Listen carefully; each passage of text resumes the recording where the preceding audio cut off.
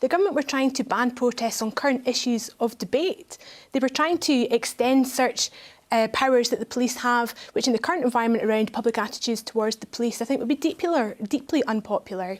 So I think this is an egregious abuse of power. It's really unpopular with the public because I think the public want to hear their voice heard in the current environment. The idea that you couldn't debate issues that are of current relevance outside the Parliament across the road from here is a complete anathema to most people. It's a fundamental part of a functioning democracy is the right to protest, and the way that we do that innovates with the times. And of course, the law has to adjust to that, but we have a right to protest, it evolves, and it must be protected. What about the rights of most people who are law-abiding to go about their daily lives without serious disruption, which is what we've seen, where roads are being closed, where ambulances can't get through, property being vandalised? If the means of protest is changing, then I think the government is right to look again, because you have to balance the right to protest with the right of everybody else who is just trying to get on with their lives. So I agree with that, but look at the details of the bill. So one of the aspects were about banning orders. So I support the idea that you might ban somebody from a protest who has committed a civil offence in the past from attending any future protests.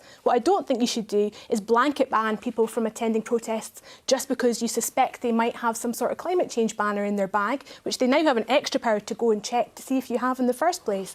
That's over the line for me. You can improve the law so that some of the worst offences, like blocking ambulances that we've seen in the past, can't happen again.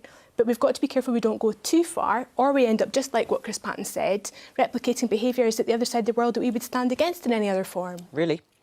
I don't think this is anything like China. We have a democracy here, we have protests, we have history of that, but this is about also ensuring that everybody else who is suffering as a result of these protests can get on with their day-to-day lives. I also think it does a disservice to the issues. The issues are mostly about the environment, let's say. We're not talking about those issues, we're talking about the means of protest. So there may be other ways that these groups can raise the concerns that they have, where we talk about the substance, which is valid, and we debate that rather than what they're making it about, which is disruption to millions of people's lives. Right.